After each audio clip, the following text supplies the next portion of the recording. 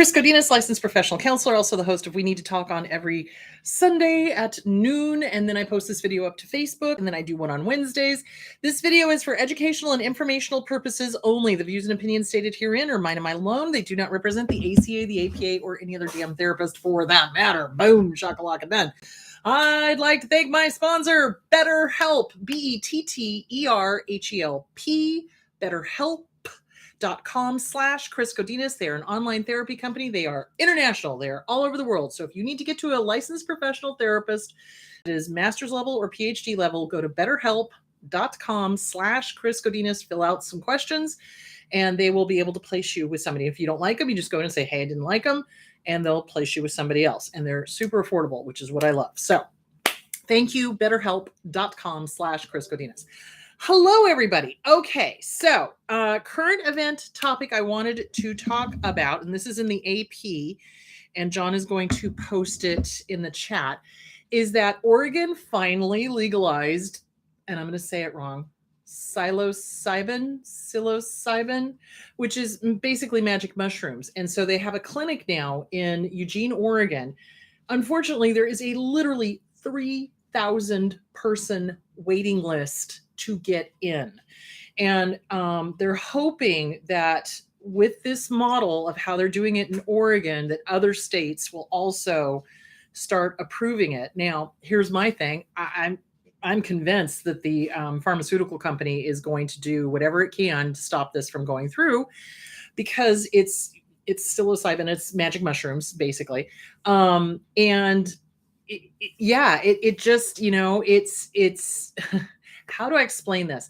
I have had so many clients that their depression, their PTSD, their anxiety, whatever, was untouchable by the traditional pharmaceuticals. It didn't help. The side effects were awful, et cetera, et cetera, et cetera. I've had several clients go and do TMS, which is, something magnetic, transmagnetic something. I don't know what the S stands for, but anyway, it's basically, it floods the brain with magnetic energy.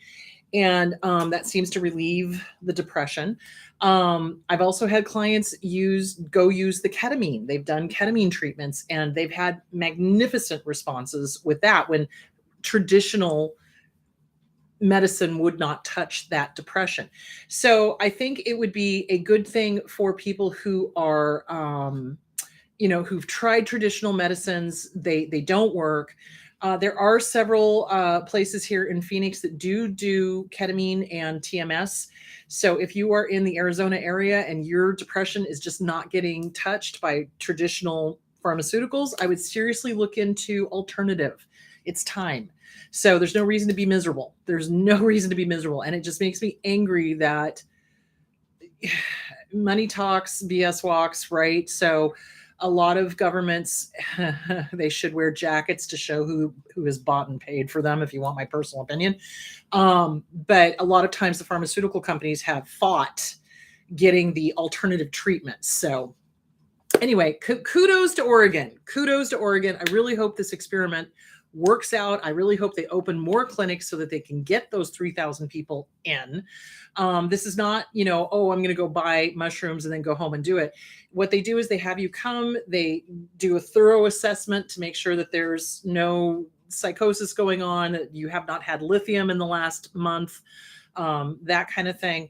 And then they have a trained person sit with you as you go through the experience of having the magic mushroom. So, or psilocybin. Anyway, it's a huge long name. They cut it down, which is good. And I still can't say it. Anyway, so there is that. And yes, it does. I have had good results with clients that have done alternative medicines. So yeah, look into it. It couldn't hurt to look into it. So anyway, there is that. That is the current event. So thank you, Oregon. If you are interested in doing any of the meet and greets, the next one will be in Tampa, Florida, December 2nd. So I will be in Tampa, Florida, December 2nd. Then I'm planning on being in Houston and Austin in April. So if you're interested in those events, go to chriscodinas.com. And those will be there. Also, we realized that the email was not going where we thought it was. So if you have emailed me on chriscodinas.com and I have not gotten back to you, it is not because I am ignoring you. It is because it went into outer space and we did not find it for months. So we're going to go through those emails and see who sent what, and I'll try to answer those. I'll catch up on those as I can. Okay. And then this summer, we are planning on doing some East Coast meet and greets. So Richmond will definitely be on the table. Probably Washington, D.C., and we'll see from there. So that's as far as I've gotten. So anyway, so there is that. Okay, let's dive into today's topic. So today's topic is getting off the ropes. So what does that mean? So in boxing, you know that the person is losing when one boxer has the other one on the ropes. Okay, so that's what that means. It means get off the ropes. Stop trying to defend yourself with this person. It's not going to work. So I had a person ask me, it's like, well, what do you do when they're gaslighting and they're lying and they're just poking the bear, and you find yourself oversharing and you find yourself defending yourself, and it just doesn't work. How can I win, etc.? So here's the hard, cold truth. You will never win with one of these types. You won't, because they'll never take responsibility. Oh, got to turn off the sound. Hold on. Bloop, bloop. There we go. You will never win with one of these types, number one. Number two, their whole goal is not to understand you. That is not why they start arguments. Let's be very clear about that. Arguing for them. Well, let's back it up. Back it up. Back it up. Okay. For a healthy, normal person, disagreements are when there's confusion in conversation. There's confusion in communication. And it's to get clarity. It's like, no, wait a minute. I said this and you're saying this, let's get on the same page. And then a healthy person would be like, oh my gosh, you're absolutely right. Let's talk it through. This is what I meant. This is what you mean. Yeah. Okay, good. We're on the same page. Boom. So that's a healthy, normal conversation. With a narcissist, with an abuser, whether they are narcissistic or malignant borderline or psychopath or any of those, their goal is to not understand you. Let me say that again. Their goal is to not understand you. They are dedicated to misunderstanding you. They view arguments the way the rest of us view hot fudge sundaes. They're delicious. They love that. That is their narcissistic supply. That is how they get their cocaña, basically. So, narcissists are not ever, not on this planet or any other planet in this universe, going to be arguing with you or having a disagreement with you to understand. It is always going to be so that they win. Arguments are a win-lose proposition. They have to win, you have to lose. And that is no bueno. That is not healthy. That is not normal. So what ends up happening with somebody who is in an abusive relationship that has codependency, that has maybe low self-esteem, that has been, desperate to make this person love them, the little kid comes out and the little kid goes, but, and starts trying to get them to understand where they're coming from so that they get their approval, or so that they'll stop arguing, or so that they'll love them, or whatever. You've got to understand these guys, these girls, these crazies, they don't care. They literally do not care. It is all about the win for them. And remember, if you're in it to win it, you've already lost the relationship. They don't care about the relationship. They don't. If they did, they wouldn't behave the way they do. Does that make sense? So, okay. So what ends up happening is they come at us with something, we get triggered. Okay, depending on our family of origin. This is why everybody's like, but I don't want to deal with the past. I don't want to deal with my family of origin. Why do you think you're getting involved with these types? Why do you think you're getting triggered? It's because of what happened to you when you were a kid. Guarantee it. You can take that to the bank and earn interest on it. So you have to deal with the family of origin. How is this abuser triggering you to get on the ropes and start explaining yourself? Now, narcissists are great at using fear, intimidation, obligation, and guilt. Fog. Fear, obligation, guilt. And so they'll come at their partner and demand an explanation, or you did this, you did that, and start lying blatantly. And of course, the spouse or the girlfriend or the boyfriend or the friend or the coworker or whatever is sitting there going, I never said that. I never did that. And they'll start gaslighting, and they'll start word salad that doesn't even make sense.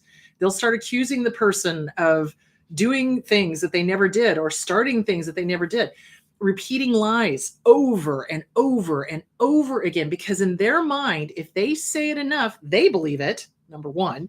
And they think that if they say it enough, it magically becomes true. Narcissists have got a great deal of magic thinking. Remember, you're dealing with somebody who emotionally, on a good day, if the wind is blowing in the right direction on a Tuesday, is about 2 years old. So lots of magic thinking. So they repeat things, repeat things, repeat things. And they then, the reason they do that is because they need to believe it and they need you to believe it. And they are sowing the seeds of doubt. They want you to come back to them and apologize. Oh, you're right. I must have said that. I must not have. Gosh, I must have said that. You keep telling me I said that. I must have said, you didn't. Guarantee it. So they'll say outrageous things. So when somebody tries to gaslight me, I will abso-freaking-lutely call it out. I'll be like, that never happened, and you cannot convince me otherwise. So knock it off, right? I don't even play. I just don't. The only way to win is to not play. And at that point, they usually get angry and call me a bunch of names and then stop and leave because they know they're not going to win. But if you are in a relationship with one of these jackwagons, you've got to be very careful, because then the next thing they'll do is they'll use physical intimidation. Now, let me be very clear. Abusers always, without fail, escalate. The abuse will start emotional. The abuse will start verbal. At some point in time, if you stick around long enough, they're going to start getting physical. And that's what makes them dangerous. It's bad enough that they're getting inside of your head and basically using an egg beater to like mess you up and question who you are and what your worth is and what you said and what you didn't say. But they start getting physical when they start realizing they're losing. Okay. You've got to be insanely careful. Okay. So, all right. So narcissists, malignant borderlines all do the same thing. All do the same thing. They either do, remember, they're going to, in an argument, they're going to do whatever they can to get you to give them supply. Okay. Some of these people, not some, almost all of them are sadists. They enjoy inflicting pain. They love your tears. They are delicious to them. You've got to understand that. So a narcissist will say and do whatever they need to get their narcissistic supply, their cocaña, basically. So getting on the ropes with them. All right. So say the narcissist comes in and starts lying, and you said this and you did this, and you know it's not true, right? Even if you say, hey, that's not true, you are wasting your breath. You would have a better conversation with the backdrop behind me than you will with the narcissist. The narcissist is never going to admit they're wrong. Or what they'll do is a narcissistic apology. Once they realize they can't manipulate, they'll do well, I'm sorry you feel that way. That's a narcissistic apology. That's not an I'm sorry. That's an I'm sorry I'm not winning. Okay. So they'll do that kind of thing. So I pulled up a couple of articles on this. And so the danger for us as survivors of abuse is when we are not rock solid in our self-esteem, in our certainty, in who we are, in knowing ourselves, that makes it easier for the abuser to come in and tell us who we are or what we said or what happened.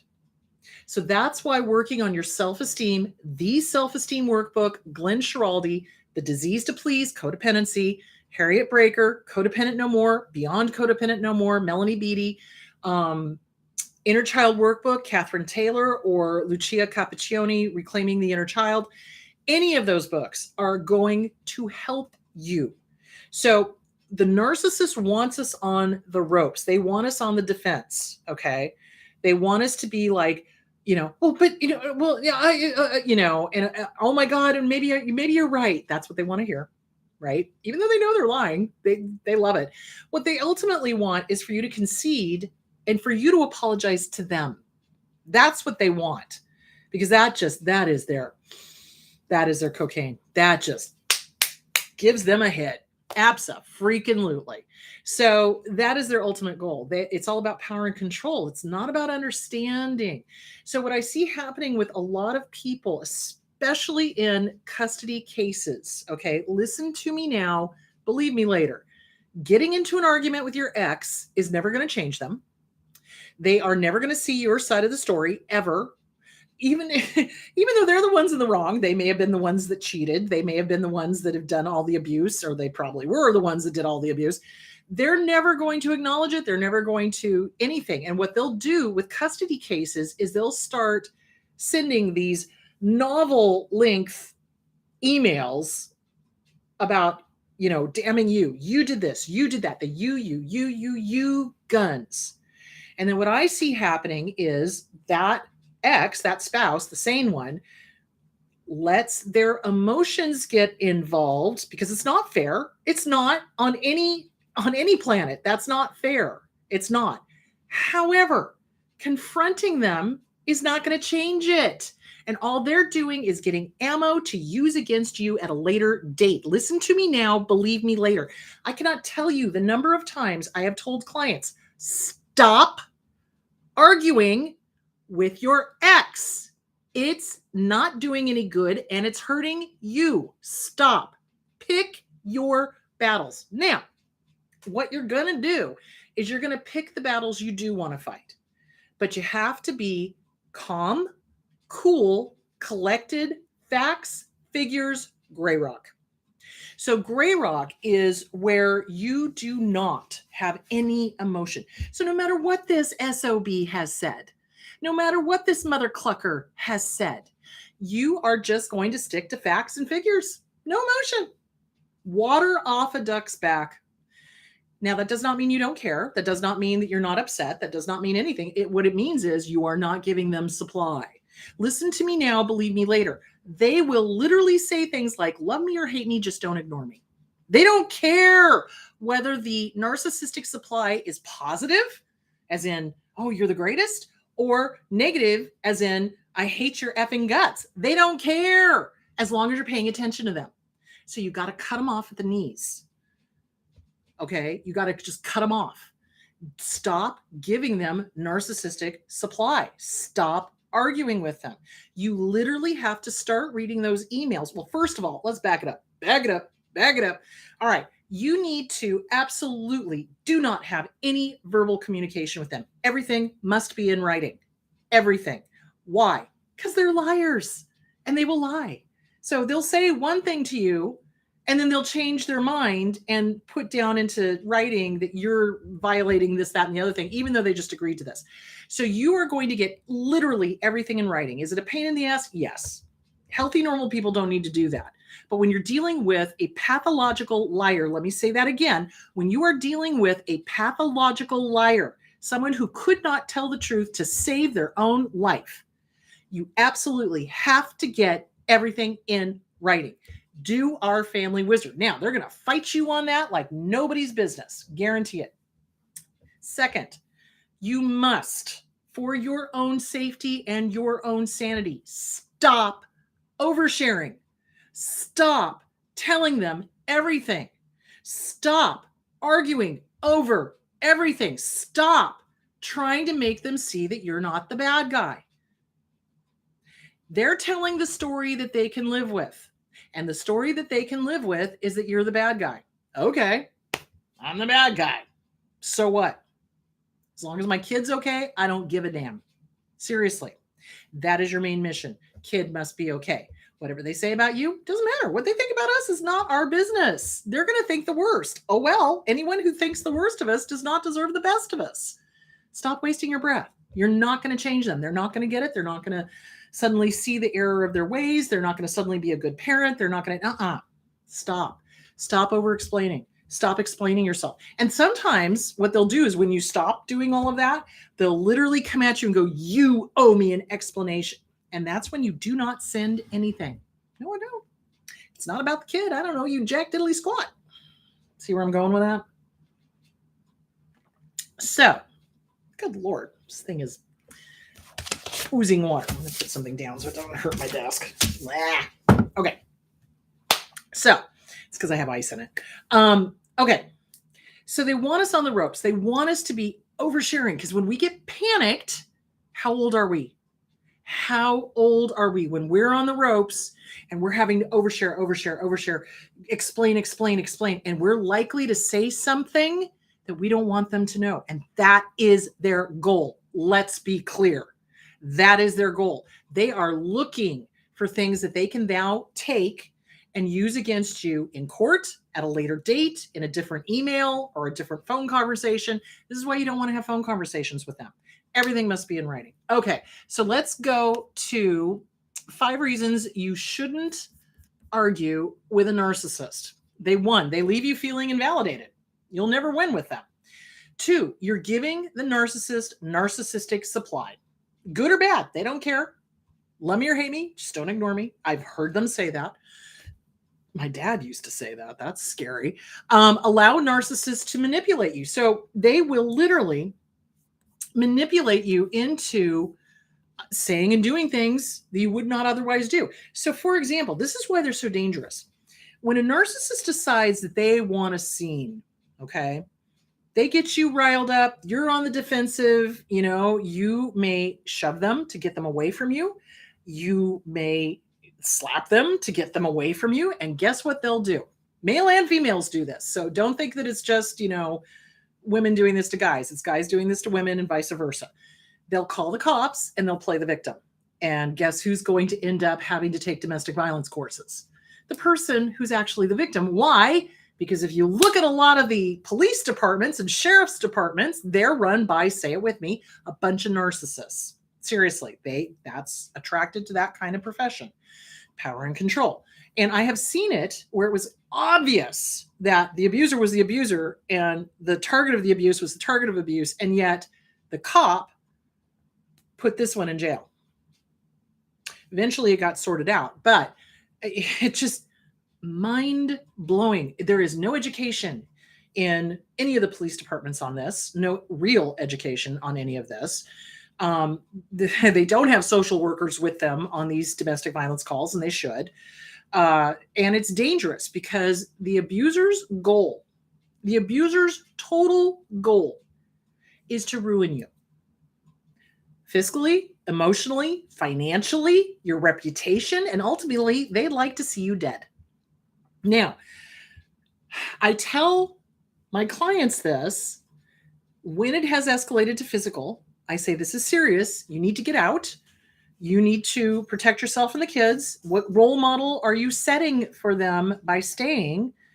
Not good, and what is this person likely to do? What is this person likely to do? Well, they're going to go gather their flying monkeys. They're going to lie. They're going to do whatever. They're going to try to ruin your reputation. They'll call the cops on you when they physically attack you. Dangerous. You don't want to get involved in the police system. You do not. And you cannot expect the police and or the court system to clearly see who the abuser is when there's no training on this.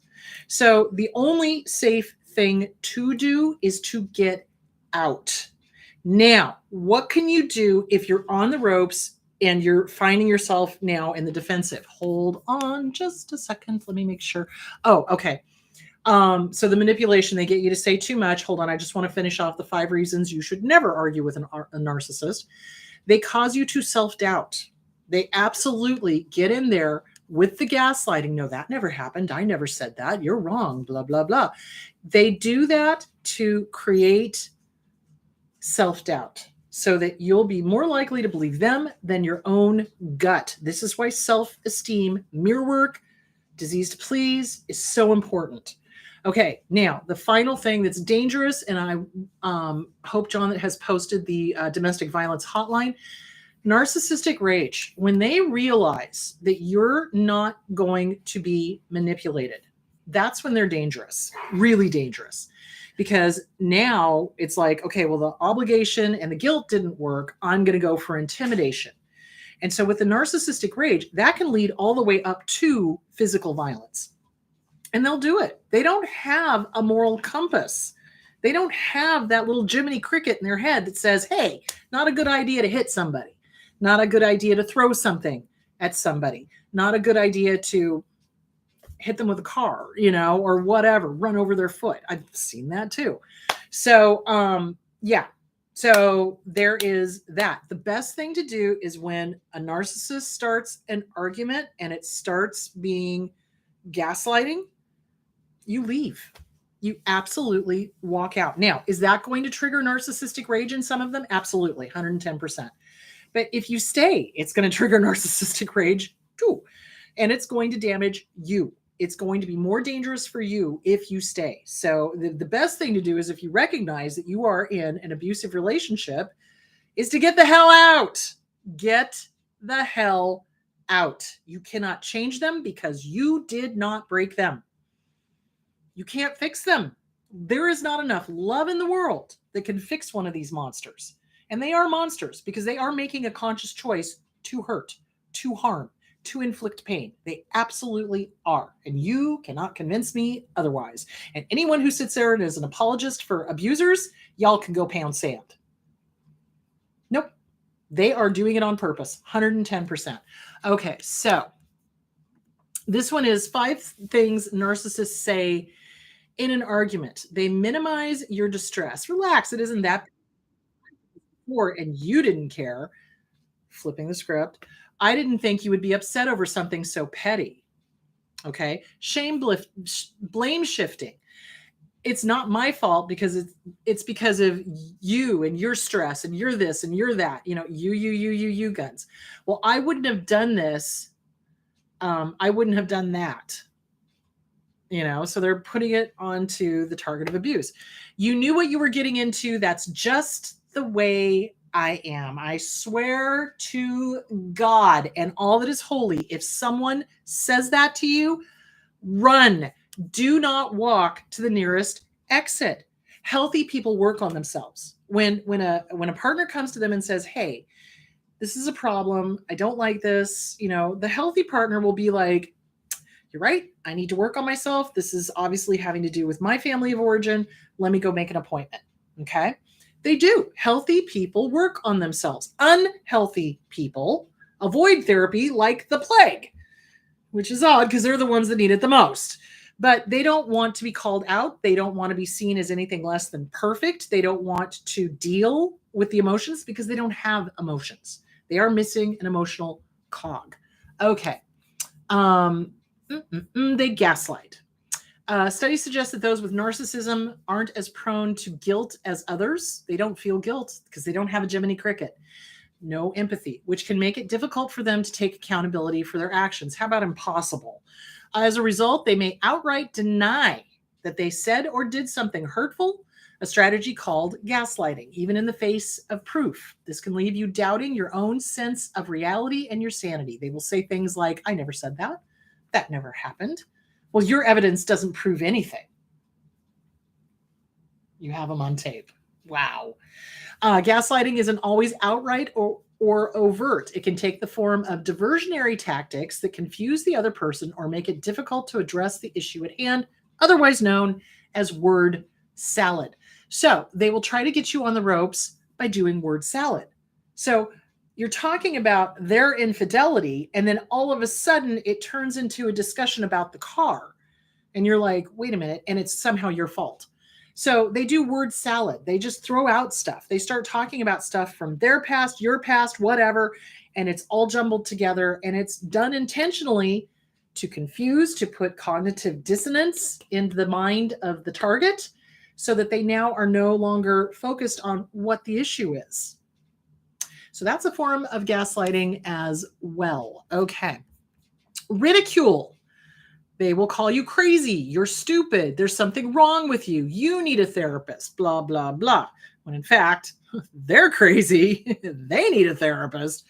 Okay. Otherwise, number 5, deflecting away from the argument. Indirect or non-answers, bringing unrelated details into the mix. Word salad. Prior arguments, bringing up old issues, particularly your prior offenses. It's all you, and they shift it off of them to you. Guilt tripping. Everything I've done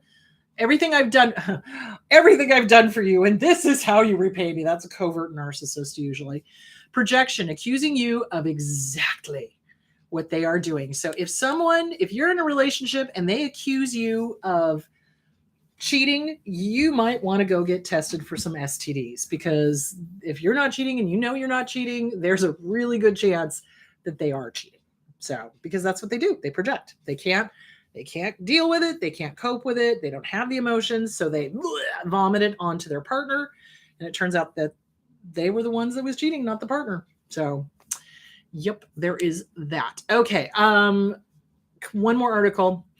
There are a variety of gaslighting techniques. This one is, so there's withholding or stonewalling. So they make you feel like you're in the wrong. So you've confronted them with evidence of cheating, and then they guilt trip you and you and bring up other things and the whole thing.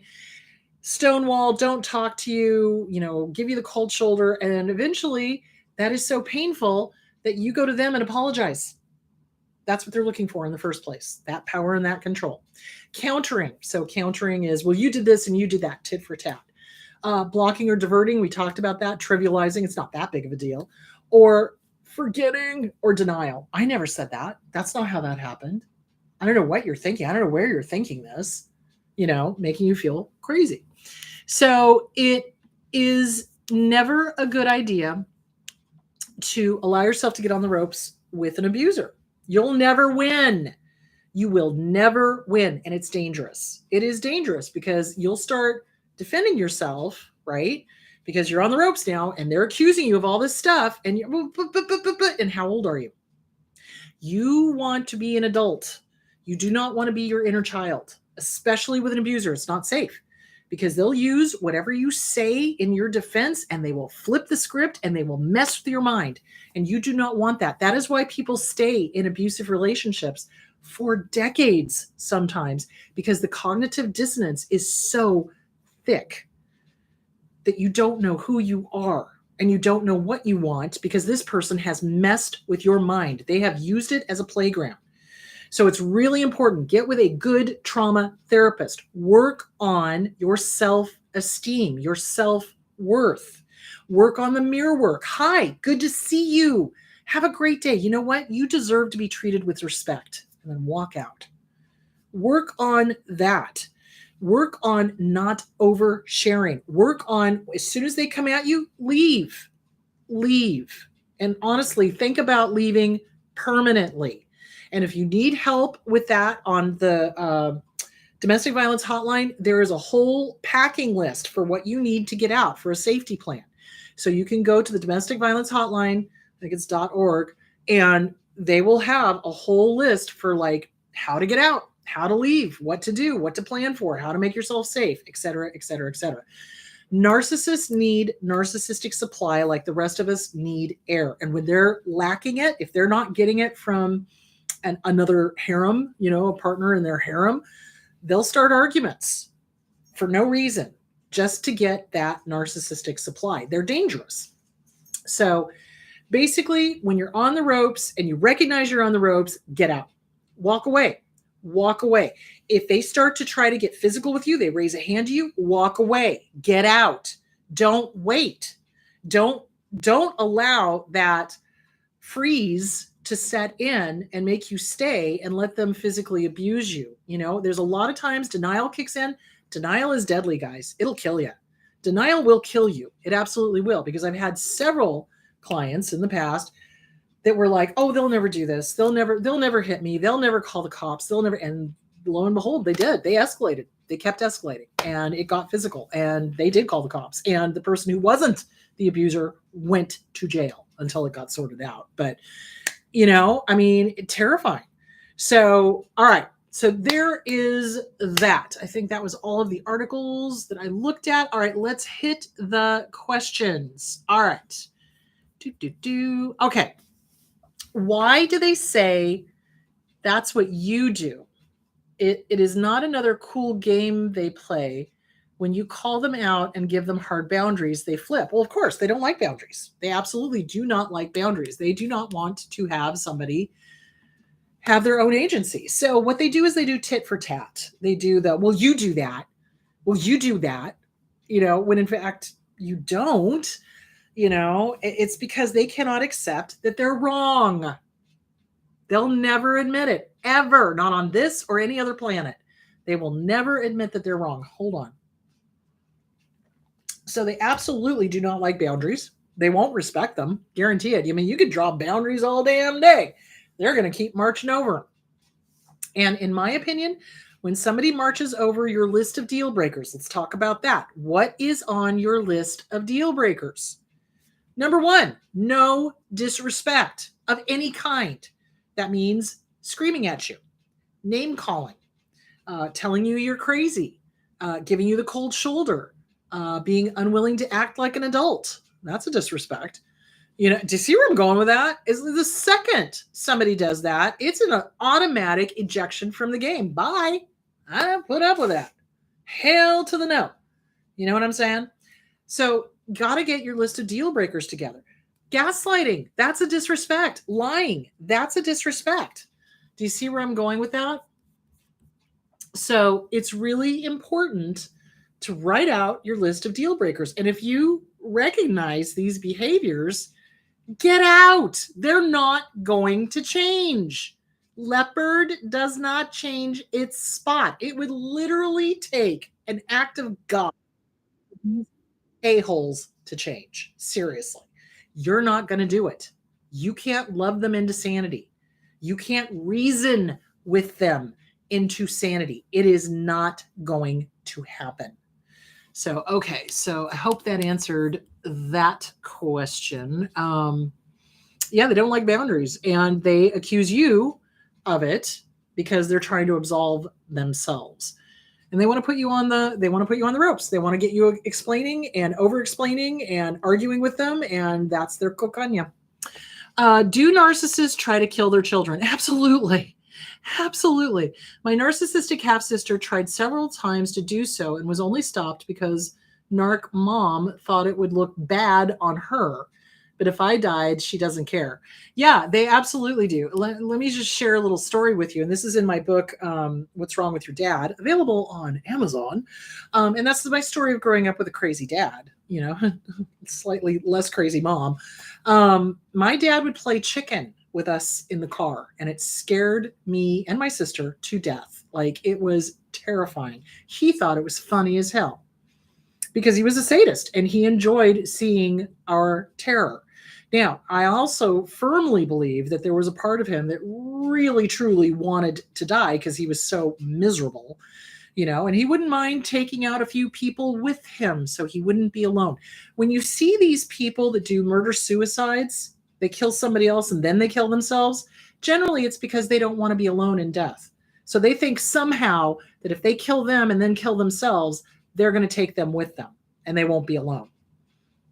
Crazy! Like cuckoo, like, oh my God.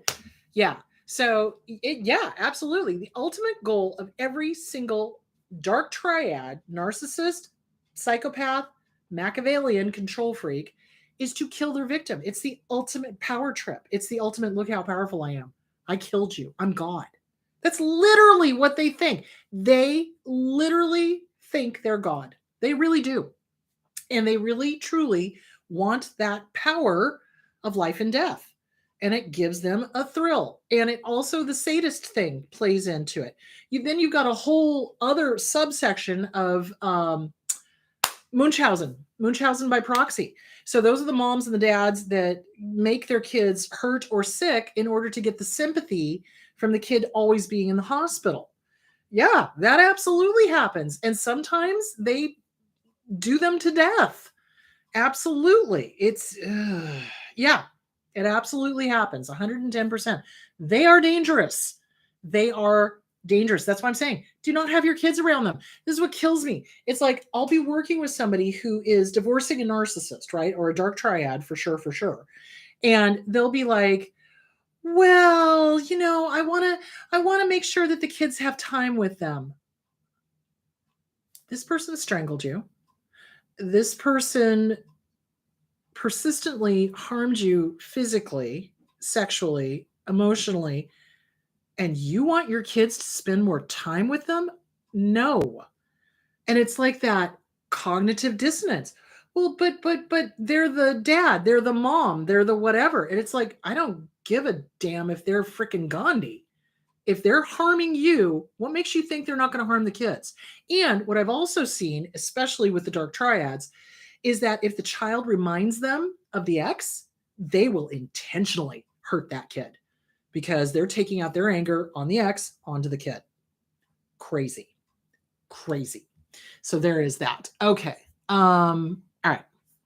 How to reactivate, call on your inner adult when the inner child is feeling very shameful and very anxious.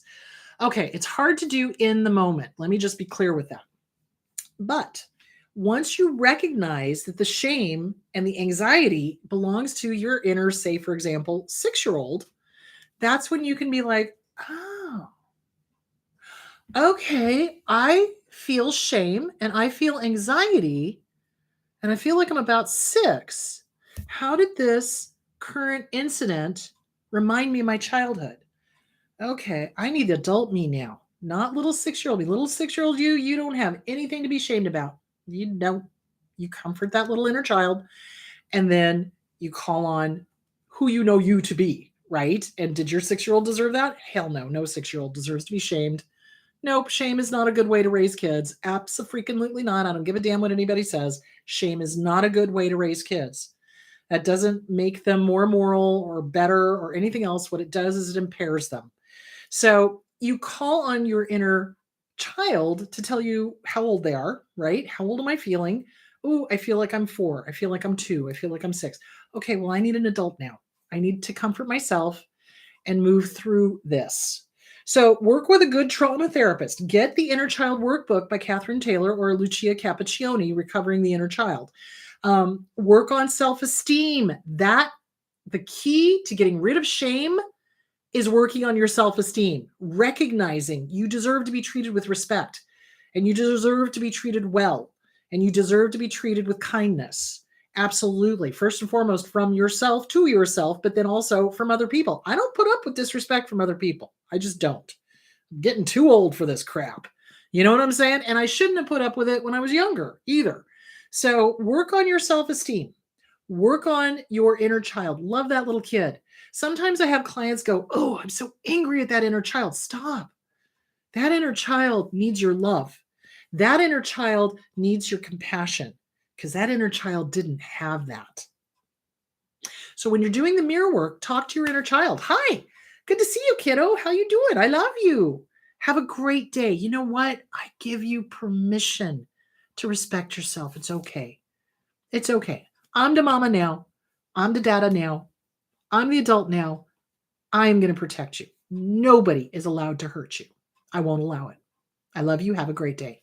And then walk out. That's what I want you to work on. Catching it in the moment is a little harder. You can do it with practice. So like, for example, I think I gave that example when I was having to do with the dealership the other week.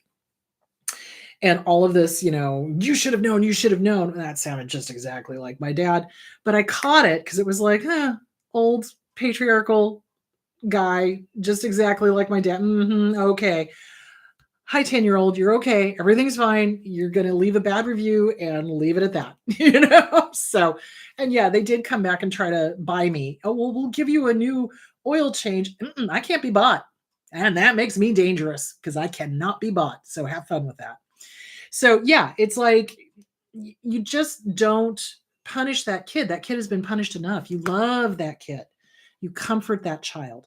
You journal. You write it out. You get it out of your head, get it onto paper, figure out the hows and the whys. How did this happen? Why did this happen? Where did this happen? Who was the one that was inflicting or shoving their shame into my head?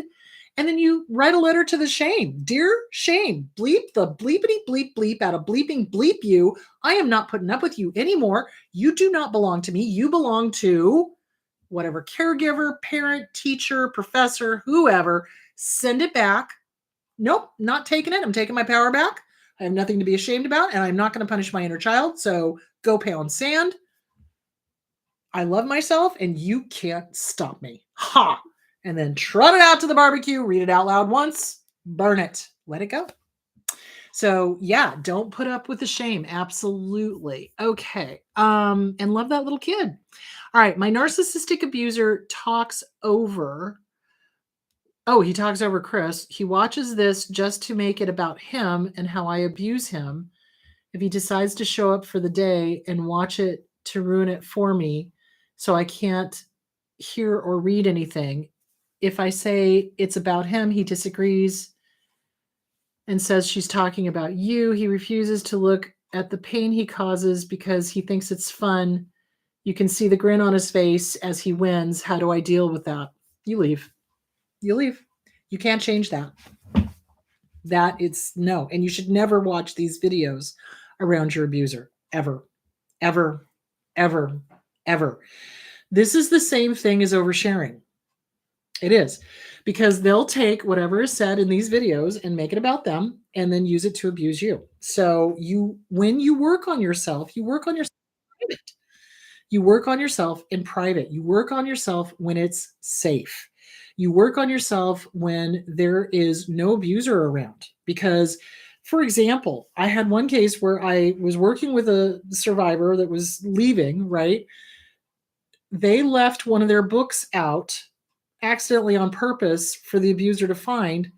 The abuser then gave him the 10th degree. It's like, how dare you? And this book is about me, and and started interrogating them. And of course, they crumbled and turned into a 2-year-old and literally told them everything, that they were leaving, that they wanted out, that they didn't like them, that they were in a therapy. They were, and of course, the abuser made it so that they couldn't leave, they had no money, and the therapy stopped. You never do any work on yourself around the abuser. It's the same thing. You don't go to couples counseling with an abuser. Why? They will take what is said and they will use it against you.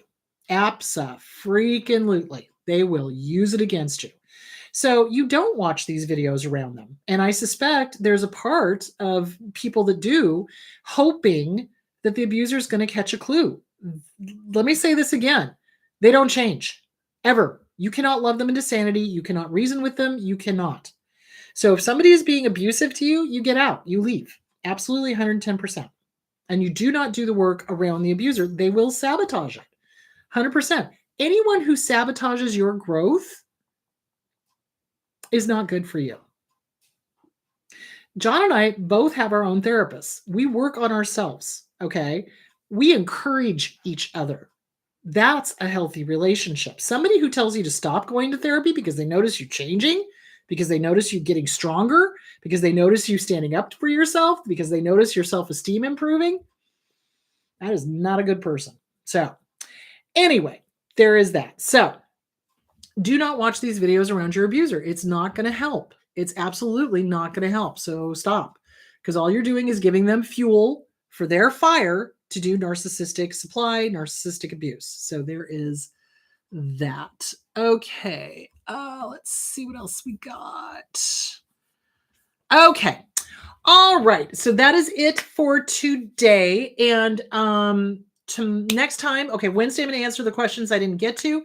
Next week, we're going to talk about when you have to estrange your adult kids. And this happens. So when you're in a high conflict divorce and the abuser is abusing and the kids do the ego defense of siding with the aggressor, if they don't go get help, they sometimes start acting just like the aggressor, or they want nothing to do with you because of the parental alienation. And so what do you do when you have to be estranged from them? So how do you handle that? Especially if they go on to have kids. So you've got grandkids out there that you may or may not be able to see.